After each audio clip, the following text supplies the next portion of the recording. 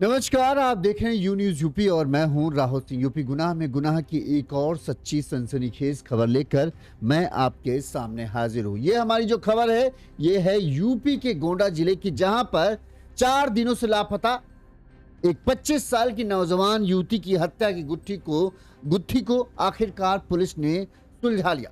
ये गुत्थी बड़ी ही पेचीदा थी। दरअसल जो कहें गोंडा जिला है, गोंडा जिले में ये 2 अप्रैल को भीटी भदवल गांव है। इस भीटी भदवल गांव की रहने वाली 25 साल की शीला की लाश गांव से बाहर एक गन्ने के खेत में मिली थी। लाश की हालत यह बता रही थी कि शीला की हत्या करीब 4 से 5 दिन पहले कर दी गई थी, क्योंकि शीला जो है 29 तारीख से अपने घर से लापता थी। पुलिस की पूछताछ में घर वालों से जांच पड़ताल में पुलिस को यह पता चला था कि शीला जो है इंस्टाग्राम पर रील बनाने की शौकीन थी। भोजपुरी गाने पर वो रील बनाती थी और उसके करीब 900 साढ़े 900 सब्सक्राइब फॉलोअर्स थे। इस दौरान जो है 29 तारीख को अचानक शीला अपने घर में ये बता के निकलती है कि वो शौच के लिए जा रही है या घर से बाहर जा रही किसी काम से, और उसके बाद वो घर लौटती नहीं। पुलिस परिजन जो है पुलिस के पास शिकायत दर्ज कराते हैं। पुलिस शीला की तलाश में जुट जाती है, लेकिन कई दिनों की 2-3 दिन गुजर जाते हैं, लेकिन शीला का कुछ पता नहीं चलता।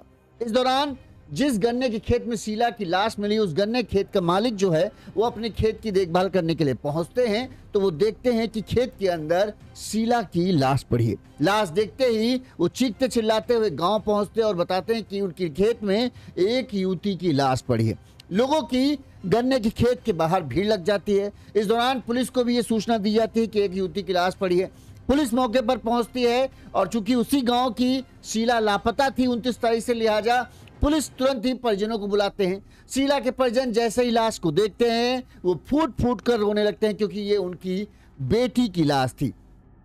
अब पुलिस के सामने चुनौती थी कि आखिर किसने शीला की गला काटकर बेदर्दी से हत्या की।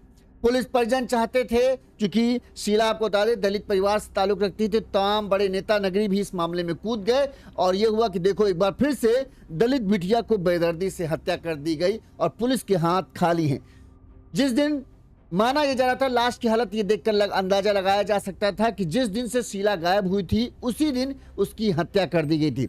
ऐसे में हत्यारा कौन था, कहां से आया, कैसे हत्या की और वो शीला के संपर्क में कैसे आया, तमाम सवाल थे जिनके जवाब पुलिस को तलाशने थे। दलित बिटिया होने के चलते पुलिस के ऊपर दबाव भी था कि जल्द से जल्द इस पूरे हत्याकांड का खुलासा पुलिस को करना था। लिहाजा गोंडा पुलिस ने 4 टीमें इस हत्याकांड की जांच के लिए बनाई। 4 टीमें जुट जाती हैं, तुरंत एक्शन में आते हैं। सबसे पहले सर्विलांस की मदद ली जाती है। शीला के मोबाइल की कॉल डिटेल खंगाली जाती है, इंस्टाग्राम खंगाला जाता है, सोशल मीडिया खंगाला जाता है। घर वालों से पूछताछ में ये पता चलता है कि हाँ, शीला सोशल मीडिया पर, इंस्टाग्राम पर रील खूब बनाती थी और उसकी बातचीत भी किसी से होती थी, लेकिन किसी से पुरानी रंजिश या किसी से कोई दुश्मनी नहीं थी।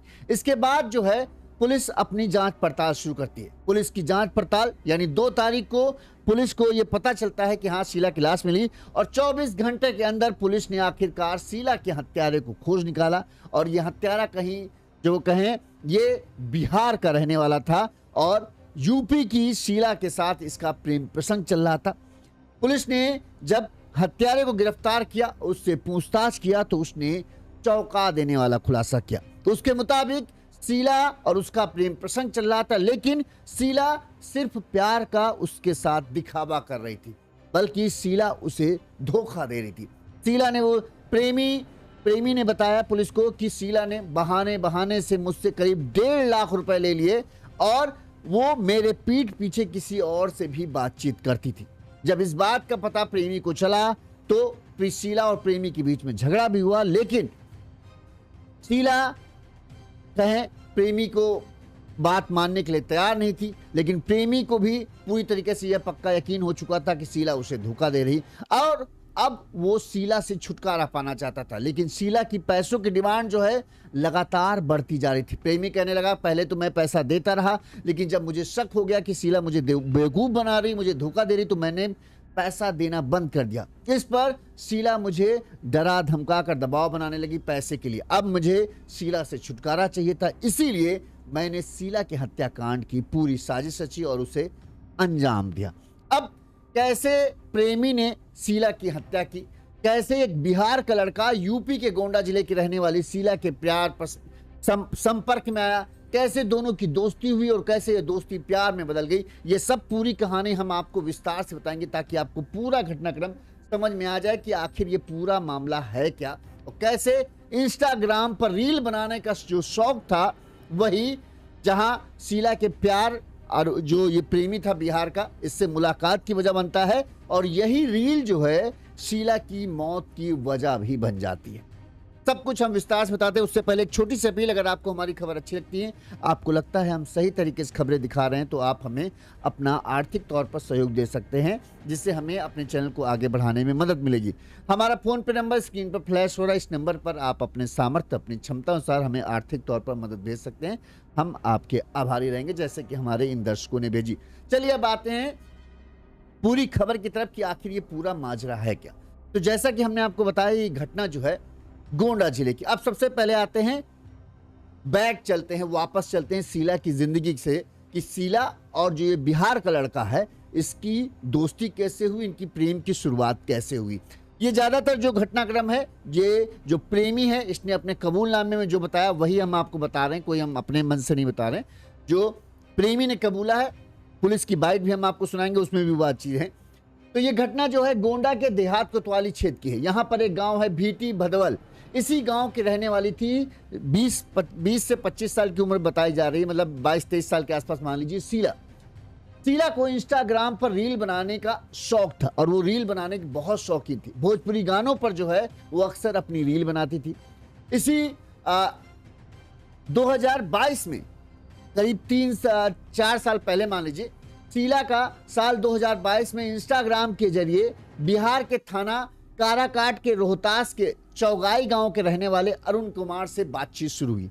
मतलब जो ये बिहार के थाना काराकाट रोहतास है, यहाँ का चौगाई गांव है, इसी गांव का रहने वाला था अरुण कुमार। अरुण कुमार को भी रील बनाने का शौक था। इधर जो है गोंडा जिले के देहात कोतवाली क्षेत्र के भीटी बदगल गांव की रहने वाली शीला थी, इसको भी रील बनाने का शौक था। इंस्टाग्राम के जरिए दोनों के बीच पहली बार बातचीत होती है। पहले फोन पर मैसेज पर बातचीत होती है, दोनों रील बनाने का शौक था। अरुण भी भोजपुरी गानों पर रील बनाती थी, वहीं जो है शीला भी भोजपुरी गानों पर रील बनाती थी।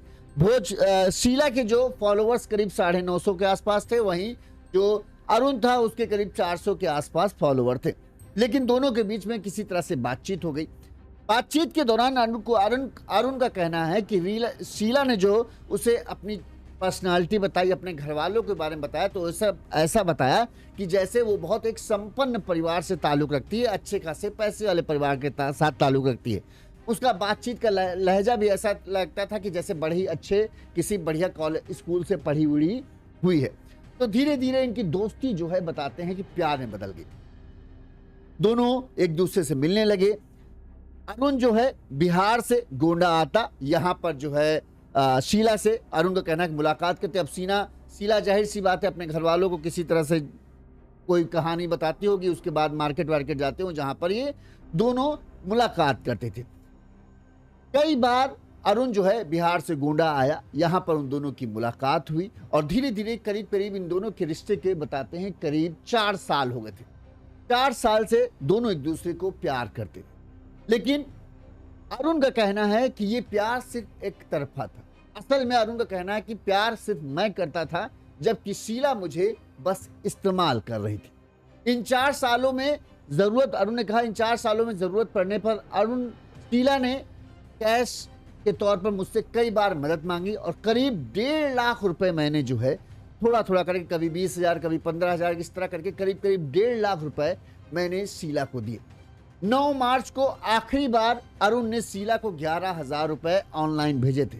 इसके बाद भी अरुण का कहना है कि शीला बार बार मुझसे पैसे मांग रही थी और मुझ पर पैसे देने का दबाव बना रही थी, मेरे पास जबकि ऐसे पैसे थे नहीं। अरुण को लगने लगा कि आखिरकार शीला को इतने पैसों की जरूरत क्या पड़ती, जबकि वो खुद अपने आप को बड़ा अमीर परिवार से बताती है, फिर भी उसके पास अक्सर पैसों की कमी बनी रहती है और किसी ना किसी तरह से प्यार का वो बहाना बनाकर मुझसे पैसे लेती रहती है और मैं उससे पैसा देता हूँ। लिहाजा अरुण ने पैसे देने बंद कर दिए। जब पैसे देने बंद कर दिए तो शीला, अरुण का कहना है कि शीला मुझ पर दबाव बनाने लगी, मतलब धमका कर मुझसे पैसे मांगने लगी।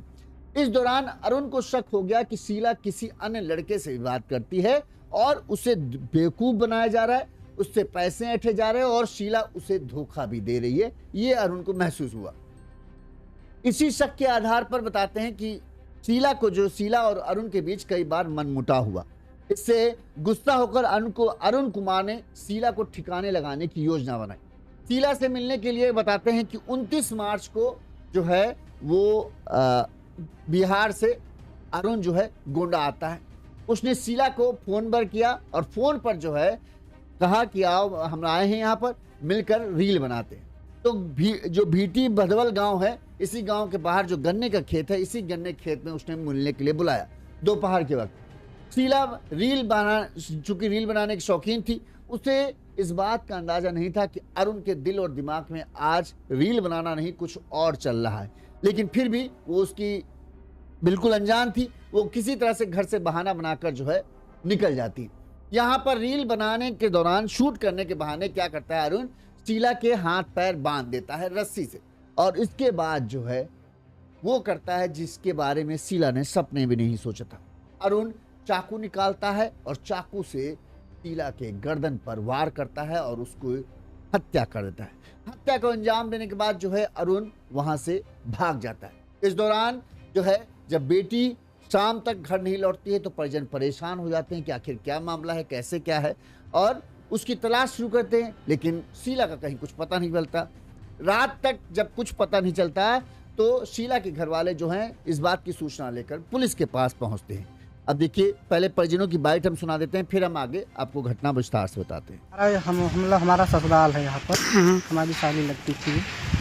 साली है, लगती नहीं है। साली है। हाँ। तो मतलब हम आए थे, मतलब फ़ोन शाम को किया तो शाम को नहीं आ पाए, तो सुबह आए तो सुबह ये सब पता चला कि मतलब हेरा गई है कहीं पर। तो मतलब कब गायब हुई है? 12:09 पर यहाँ से मतलब 29 तारीख को 29 तारीख को 12:09 पर निकली है। फिर क्या हुआ?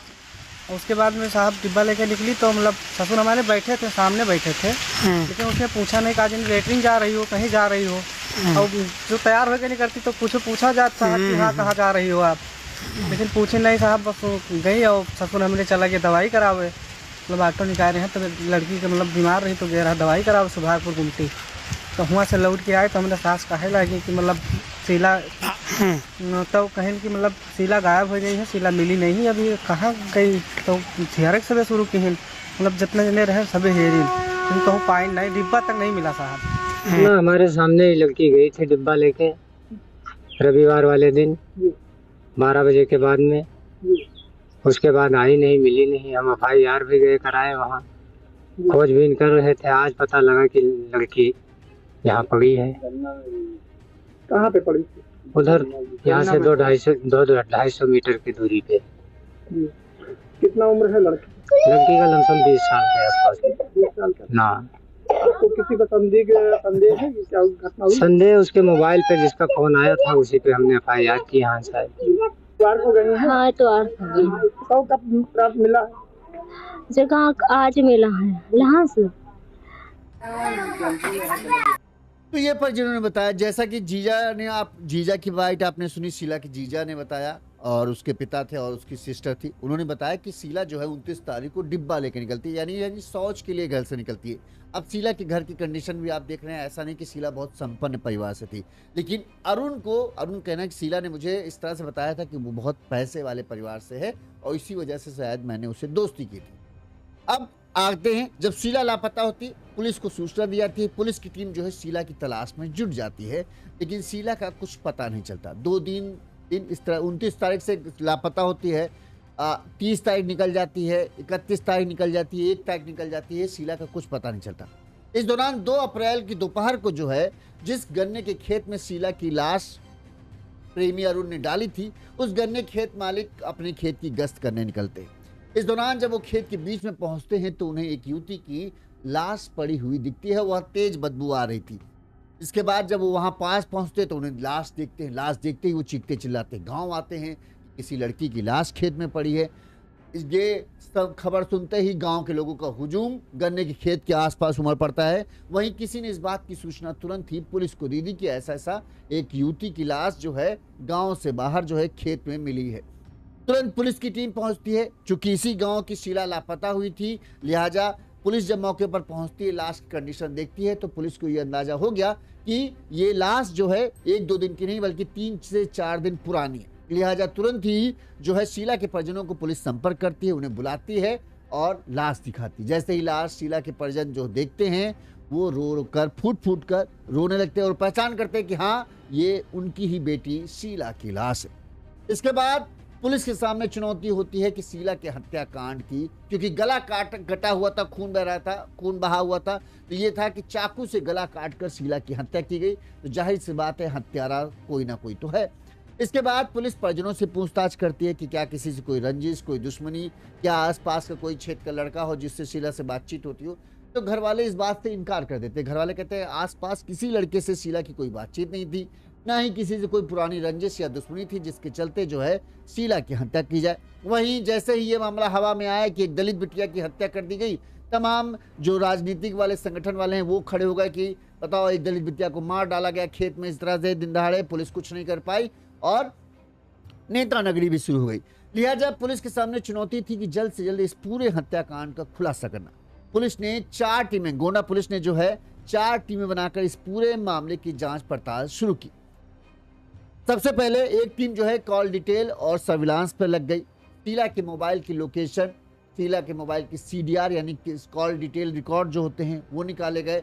इसके अलावा किससे वो कब बात करती थी, किस नंबर पर ज़्यादा बातचीत होती थी, इंस्टाग्राम पर क्या किसी से बातचीत होती थी, फेसबुक पर किसी से बातचीत होती थी, यानी टोटल उसके मोबाइल का डाटा पूरा खंगाला गया। इस दौरान पुलिस को एक नंबर मिला, पता चला जिस नंबर पर शीला की बड़ी लंबी बातचीत होती थी।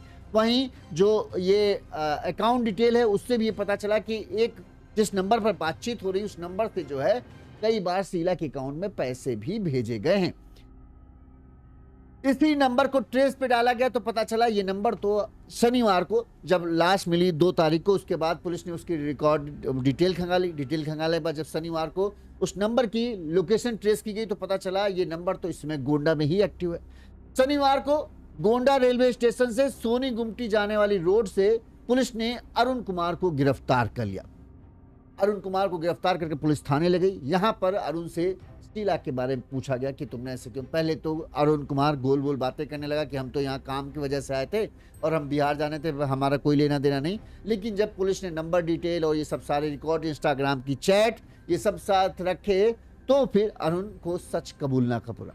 अरुण ने अपना गुनाह कबूल करते हुए ये माना कि हाँ, उसने ही शीला की हत्या की। वहीं पूछताछ के बाद जो है पुलिस ने अरुण की निशानदेही में हत्या में इस्तेमाल किया गया चाकू भी बरामद कर लिया। अरुण से पूछताछ हुई तो अरुण की ने पूरी डिटेल विस्तार पूर्वक बताई। अरुण ने बताया कि शीला के पिता अशोक कुमार, मतलब ये तो पुलिस की जांच में हम आपको बता दें, शीला का जो बैकग्राउंड है, उसके पिता अशोक कुमार ई-रिक्शा चलाते हैं, माँ हाउसवाइफ हैं। शीला की 2 बहनें, बड़ी बहन की शादी हो चुकी है, इसके बाद शीला है और बाकी परिवार के। शीला के इंस्टाग्राम पर 913 फॉलोवर्स हैं। पहली रील जो है उसने 29 अगस्त 2022 को बनाई थी। भोजपुरी गानों पर अक्सर जो है शीला रील बनाती थी। वहीं अरुण जो है वो असल में मोबाइल की दुकान चलाता था, बिहार में इलेक्ट्रीशियन का काम भी करता था। पिता बैजनाथ जो है वो किसान है, एक भाई और एक बहन है। आरोपी अरुण घर में सबसे बड़ा था। अरुण ने 17 नवंबर 2021 को इंस्टाग्राम पर अकाउंट बनाया था। उसके इंस्टाग्राम अकाउंट पर 393 फॉलोवर्स है। वो भी भोजपुरी गानों पर जो है रील बनाता था। अरुण ने पुलिस की पूछताछ में ये बताया कि उसने शीला की मदद के लिए अपने मोबाइल की जो दुकान थी, जिस मोबाइल की दुकान वो काम करता था वो उसकी खुद की दुकान थी, लेकिन शीला जब उससे पैसा मांगती थी, वो इस कदर शीला के प्यार में दीवाना था कि उसने अपने मोबाइल की दुकान तक बेच दी शीला को मदद के पैसे देने के लिए। परिवार के लोग जब उससे पूछते थे कि दुकान के पैसे कहाँ गए, तो बताता कि हमने कहीं इस्तेमाल करने के डाले और जल्द ही वो पैसे वापस आ जाएंगे। लेकिन वो अपने घर वालों तक को नहीं बता पा रहा था कि आखिरकार वो इतने पैसे कहाँ खर्च कर रहा है। अरुण ने बताया कि 25 साल की शीला ने इंस्टाग्राम पर कम फॉलोअर्स होने, मतलब इंस्टाग्राम पर फॉलोअर थे, रील बनाते, हम भी बनाते हैं। बिहार के अरुण कुमार से इन दोनों का जो है संपर्क हुआ। अरुण ने बताया कि अपने आप को बड़े घर की बेटी बताकर जो है इसने मुझसे दोस्ती बढ़ाई और धीरे धीरे हमारी दोस्ती, मुझे भी लगा ये अच्छे घर की, मतलब बहुत पैसे वाले घर की है, तो हमको भी लगा कि इससे अगर दोस्ती करेंगे तो हमारा भी फायदा हो जाएगा और हमारा भी जो रील बनाने वाला शौक है वो भी पूरा होता रहेगा। लिहाजा हमने उससे दोस्ती की और धीरे धीरे हम दोनों प्यार में पड़ते चले गए, इसका हमें पता ही नहीं चला। अरुण ने बताया कि दिसंबर 2022 में शीला ने पहली बार अरुण कुमार से कहा कि मुझे कुछ पैसों की जरूरत है। अरुण ने दोस्तों और अन्य जो लोग थे उनसे जुटाकर जो है करीब 20,000 रुपए सबसे पहले अरुण ने शीला को दिए थे। 20,000 रुपए छोटी मोटी रकम नहीं, 20,000 रुपए अरुण ने का कहना है कि सबसे पहले मैंने दिए। शीला ने इसे देखकर महसूस किया कि अरुण अब उसका एटीएम की तरह, मतलब अरुण का ये कहना है कि जब पहली बार में उसने मुझसे पैसे मांगे और इतनी बड़ी रकम जब मैंने उसे बिना किसी उसके दे दिया, तो उसको लगा इससे तो हम एटीएम की तरह इसे इस्तेमाल कर सकते हैं और अपनी ज़रूरत की चीज़ें पूरी कर सकते हैं। इसीलिए जो है अब शीला जो है अपने शौक को पूरा करने के लिए अरुण कहना है कि मेरा इस्तेमाल करने लगी। शीला ने धीरे धीरे अरुण से किसी न किसी बहाने से, कभी ये हो गया, कभी कॉलेज की फीस, कभी स्कूल फीस, इस तरह से कह के बहाने से कई बार रुपए लिए। 5 महीने बाद, पहली बार 2022 में दिए, 5 महीने बाद शीला ने फिर 25,000 रुपए लिए, इसके बाद फिर 30,000 रुपए लिए और 9 मार्च को जो है 11,000 रुपए जो है उसने शीला को दिए। करीब 1.5 लाख रुपए के आसपास जो है अरुण का कहना है कि मैंने शीला को दिए, लेकिन एक बार भी मैंने शीला से पैसे मांगे नहीं और ना ही शीला ने हमारे पैसे वापस करने की कही। अरुण कहना है 4 साल में 1.5 लाख रुपए नगद और ऑनलाइन माध्यम से जो है शीला ने मुझसे ऐड लिए। जांच में यह भी सामने आया कि जब अरुण बिहार से गोंडा आता तो शीला और अरुण जो है किसी होटल में मिलते थे। अरुण ने यह भी बताया कि भाई जब हम बिहार से मिलने के लिए गोंडा आते तो जाहिर सी बात है किसी टपरी में तो मिलेंगे नहीं। 20-25 हज़ार रुपये जब खर्चा कर रहे हैं तो होटल, बाकायदा होटल में रूम बुक होता था, उस रूम बुक में जो है ये दोनों मिलते थे। मुलाकात के दौरान शीला अपनी मीठी मीठी बातें करके अरुण से पैसा ले लेती थी और अरुण भी प्यार में फंसकर जो है बेवकूफ़ बनता जा रहा था और अपने पैसे शीला पर लुटाता जा रहा था। ये अरुण का कहना है कि हम खुद ही बेवकूफ़, मतलब अरुण ने इस बात को माना कि शीला की गलती नहीं है, वो तो हमसे प्यार का दिखावा करे, ये सच करे पता नहीं, लेकिन मैं इतना बेवकूफ़ था कि उसके प्यार में इस कदर अंधा हो गया कि मैं समझ नहीं पाया कि वो मेरा इस्तेमाल कर रही है और मैं उसे पैसा देता रहा।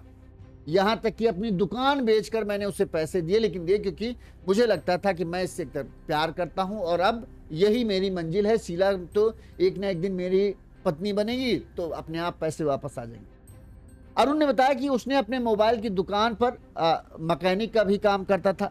जो पैसा बचता था वो जब भी शीला को जरूरत होती थी वो देता था, ताकि शीला अपनी, मतलब एक तरीके से पत्नी वाला काम नहीं होता, जैसे पति कमाता है पत्नी को देता है कि ताकि वो अपने शौक पूरा कर सके। यही काम जो है बिना शादी के अरुण कर रहा था शीला की मदद करने के लिए। अरुण ने बताया कई बार रात में फोन पर बात न होने के कारण दोनों के बीच झगड़ा भी हुआ। कई बार जब वो फोन मिलाता तो शीला का फोन बिजी बताता। ऐसे में अरुण को ये लगने लगा कि शीला, जब बहुत ज्यादा हुआ तो अरुण को ये लगने लगा कि शीला उसे इस्तेमाल कर रही। इस बीच 9 मार्च के बाद 11,000 दिए। उसके बाद जब भी शीला उससे पैसा मांगती तो अरुण पैसा, क्योंकि उसके पास था भी नहीं सच में, अरुण पैसा देने से इनकार कर देता। अब पैसा नहीं दे रहा था तो उसने इस बात को नोटिस किया कि शीला अब उससे बातचीत करना भी बंद कर दे रही थी, यानी बहुत उसने कम कर दिया। जब भी ये फ़ोन मिलाया तो शीला का फ़ोन बिजी बताया। ऐसे में इसे आशंका हुई कि जो शीला है वो हो ना हो किसी और से भी बात कर रही। जब इस चीज पर गौर करना उसने शुरू किया तो उसे एहसास हुआ कि शीला उसे एटीएम की तरह इस्तेमाल कर रही थी। जब तक वो पैसा दे रहा था तब तक शीला उससे अच्छी अच्छी बातें कर रही थी, और जब उसने पैसा देना बंद कर दिया है तो शीला अब उससे किनारा काटने लगी। वहीं इसके बावजूद भी जब इन दोनों के बीच झगड़ा होता था, इसके बावजूद भी शीला, अरुण का कहना है शीला ने कई बार मुझसे पैसों की डिमांड की, मैं इसने पैसा देने से मना कर दिया, तो अब वो मुझे धमका रही थी और किसी तरह से भी पैसे का जुगाड़ करने का दबाव बना रही थी। अब मेरे लिए दो मुसीबतें थी। एक तो मुझे ये गुस्सा था कि शीला मुझे धोखा दे रही, दूसरा मुझे लगने लगा कि मैं अब शीला के चंगुल में फंस गया हूं और मैं कैसे निकलूं। लिहाजा शीला से छुटकारा पाने के लिए मैंने इस पूरी खौफनाक साजिश को रचा।